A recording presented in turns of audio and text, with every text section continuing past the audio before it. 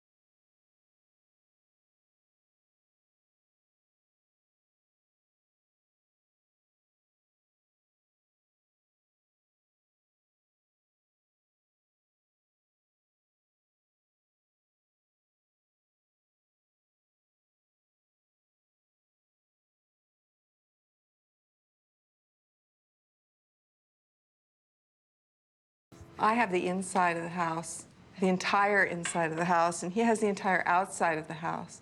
So I don't make any rules out there, and he doesn't make many decisions in here. Sue never goes out in the yard anyway. She never liked it, so she works inside, and gardening isn't her thing, and outdoors out here isn't her thing. So the yard is, probably about the same size as the indoors.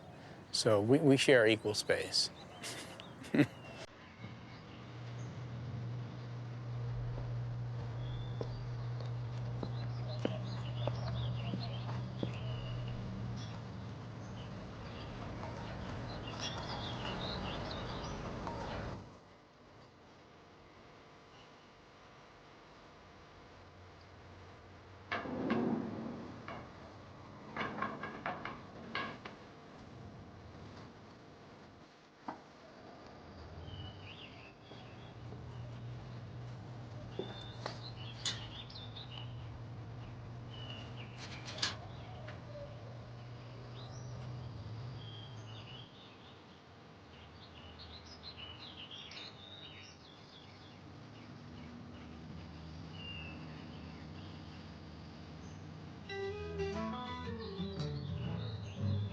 Brought 1,000 pounds of metal along with the kitchen, kitchen supplies and the living room stuff and all our books and stuff. And then the pile grew to 5 tons.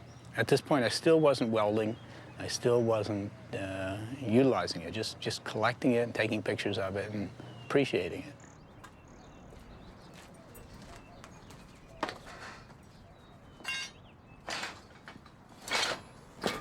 And then when I was about 38 years old, I bought a welder because I wanted to do something practical. I wanted to make security bars for the house, and I wanted to make wood-burning stoves. And then 2 or 3 years later, on my 40th birthday, I went outside and I looked at the welder and I looked at my metal pile, and I knew they had to go together, and I started welding things together.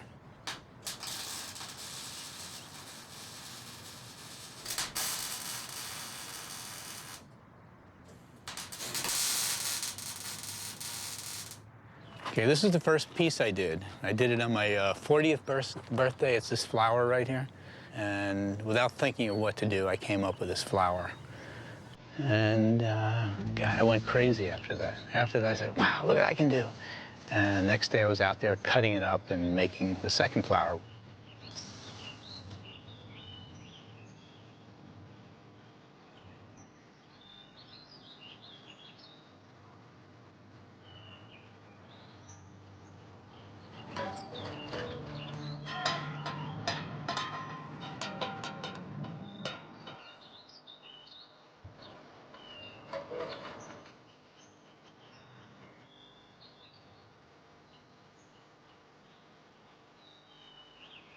When I discovered the spring, I just went crazy. You know, the spring was just fantastic. I'd been making things out of rebar and found objects. And then I started incorporating the spring so I could get things to do this, like this lady can dance. And she can dance and keep dancing.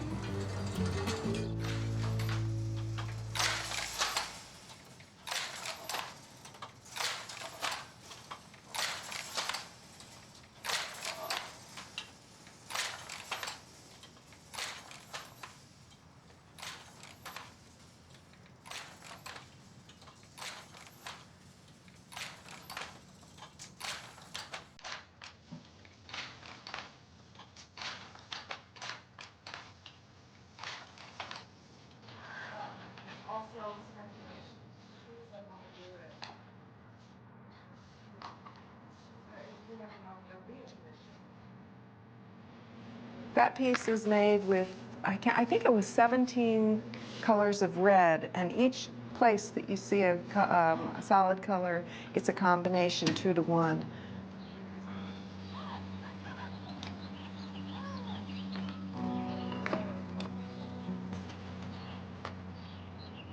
Turn the bike and look at some of these things.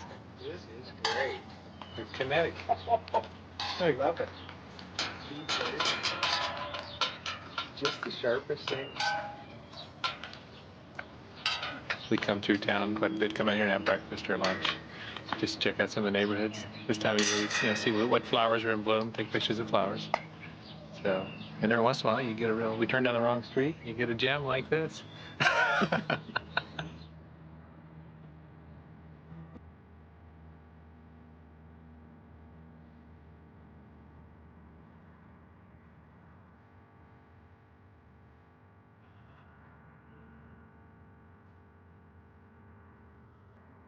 Because we can't throw anything away.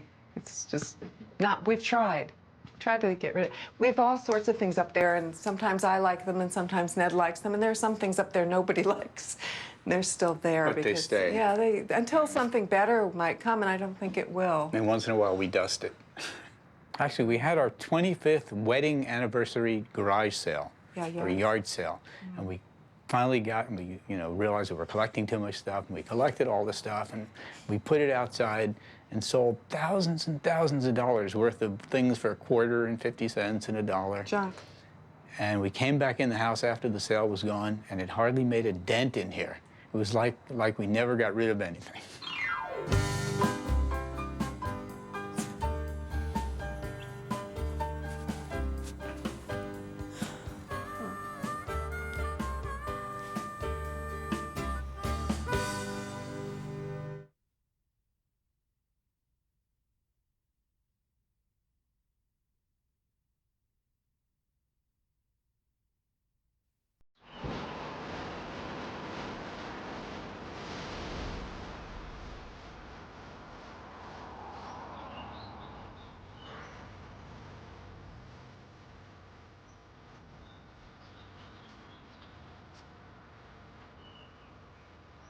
What we have here is all of the things that represent our country, the United States.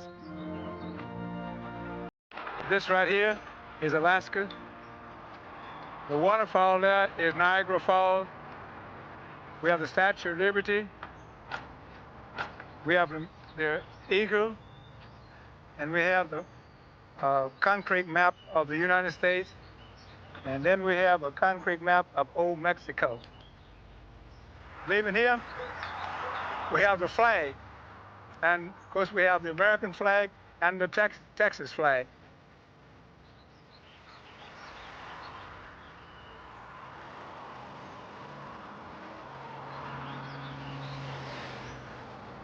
I first got the idea of doing this for my class on the campus. I just decided, well, I'll just go and do it in my yard. And so one of my students, she had a boyfriend, and so he told me, he said, I can tell you, one of my persons up there has the Statue of Liberty. And so he got the address and all for me, and I went up there and I bought this Statue of Liberty.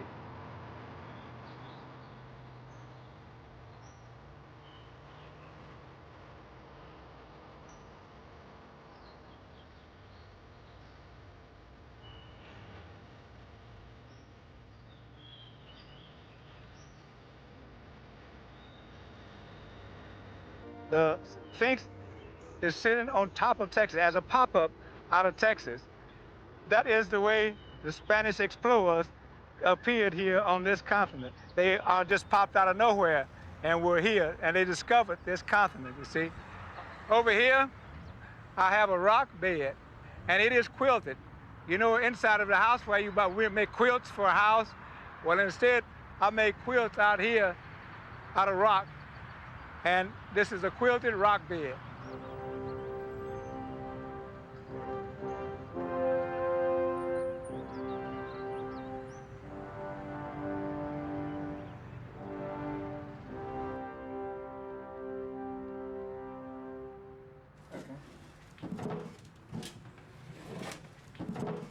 Now it cost me at that time $650 to have it made into a mold, and then I figured, well, to make my money back, I should sell it, and so I started selling, and I've sold about 6 of them.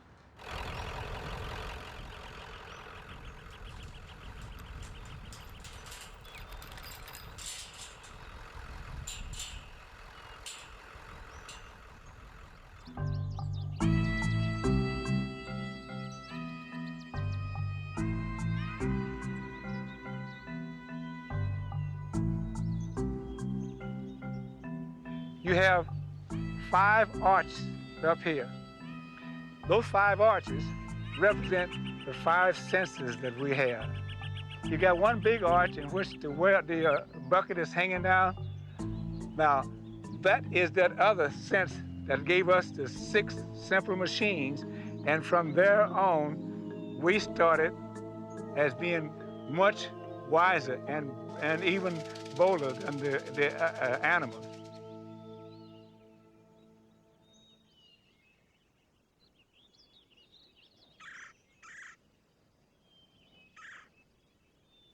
I built the gazebo with 6 sides, and then I decided, now if I have those 6 sides, what can I represent each side?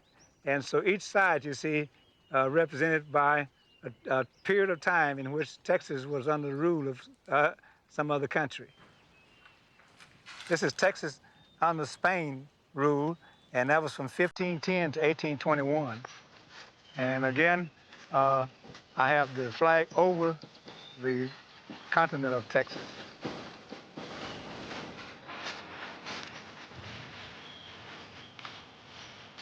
This is Texas under Mexico rule, and that was from 1821 to 1836.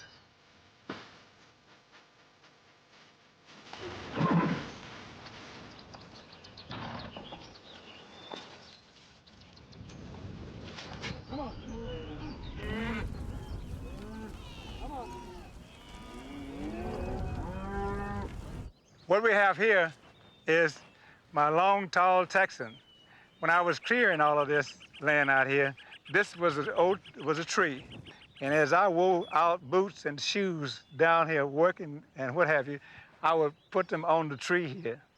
As I had to kill some wild animals because they were either getting my chickens or getting my calves or what have you, then their heads, as they would decay, I would put them up here, even some of the animals that I lost. And that's why you see these bony structures around here.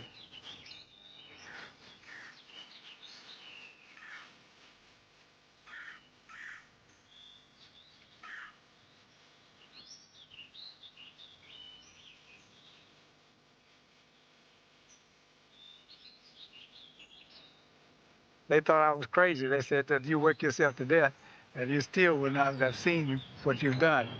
Well, today I'm happy with what I've done. I'm enjoying it, yes.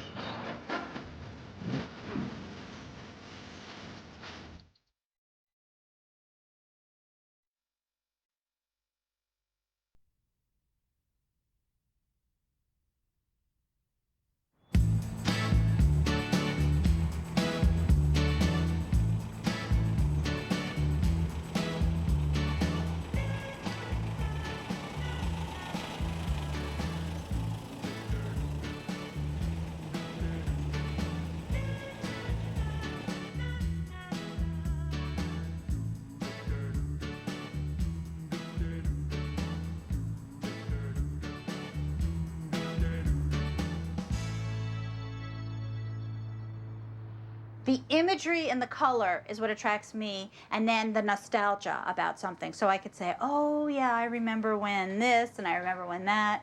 That to me is the most fun.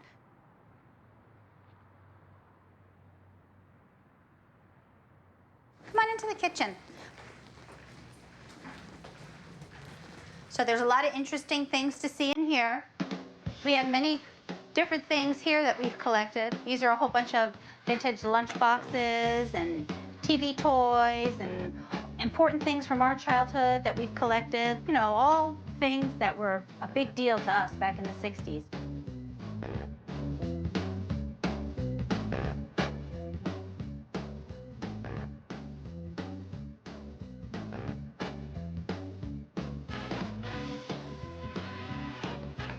This is a fun cabinet that I've got a lot of mugs that I collected and lots of little miniature pieces and just colorful, inspiring, fun stuff that I love and I like to look at. It makes me happy every day.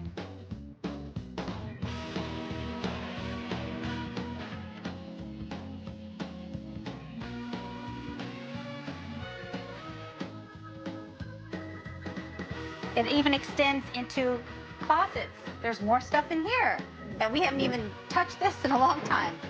My husband collects cereal boxes and soda bottles, and we used to collect the little fast food toys that they used to give out. So we've pretty much used all the space that we have here in the house. Okay, now we're gonna walk out here where my husband is hard at work painting for the big long trips we have ahead of us. Hello. Here. Mwah. This is Doug. Nice to meet you all.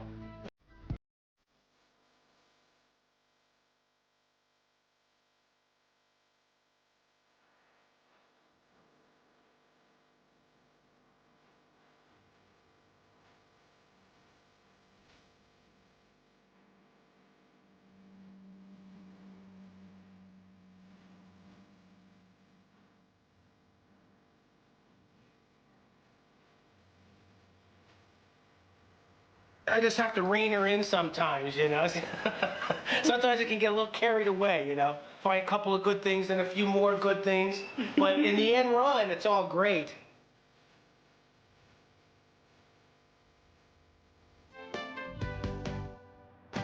When I was a little girl, my parents had some friends that always used to bring me toys every week. And I've recreated all the toys that I had back in the late 50s and the 60s from when I was little. Right turn.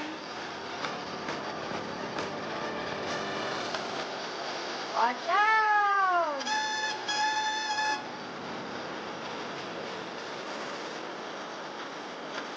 Is it raining outside?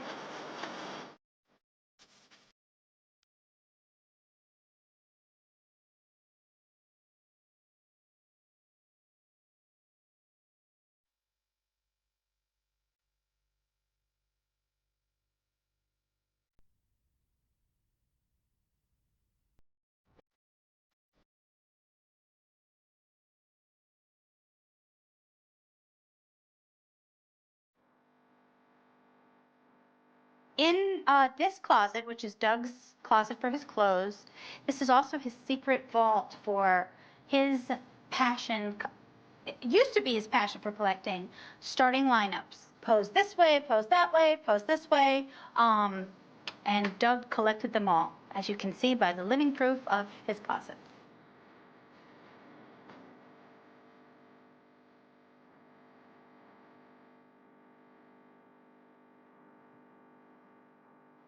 Well, my mom puts her stuff in here, like her Kittles and her toys, and it's just really cluttered. So, and I like it with all the toys because I like funky stuff.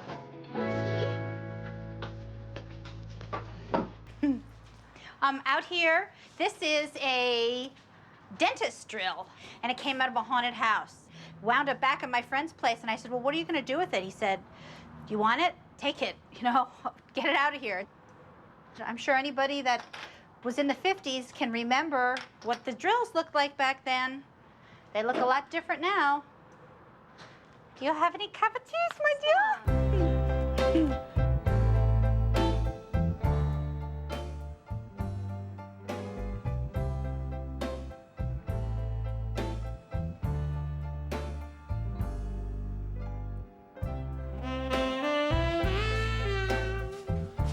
as you can see, the house never stops. The walls always do change. New artwork we trade with, whatever we pick up at shows always comes in. New stuff gets shifted around, and it always changes. It never stays the same.